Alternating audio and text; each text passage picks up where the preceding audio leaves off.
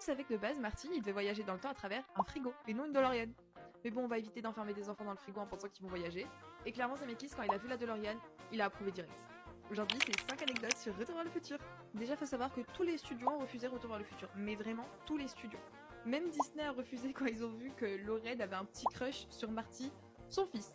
C'est pas très Disney friendly tout ça. Mais grâce à un homme, Steven Spielberg, ils ont réussi à produire le film. Zemeckis et lui avaient déjà travaillé sur un autre film avant, du coup c'est quand même une valeur sûre d'avoir Steven Spielberg dans son équipe. Et c'est comme ça qu'Universal a produit le film. Et est-ce que t'as remarqué ce petit gars? Il te dit vraiment rien? Non, parce que dans quelques années, il va lui être confié un anneau pour les gouverner tous. Bref, il va sauver le Mordor. Et est-ce que t'as remarqué ces deux petits détails dans le film? À la fin du film, lorsque Doc met les câbles sur les lampadaires, on peut voir un homme avec un chapeau et un vélo passer juste derrière. Si t'es un connaisseur, on pourrait clairement penser que c'est le Doc de Retour vers le futur 2.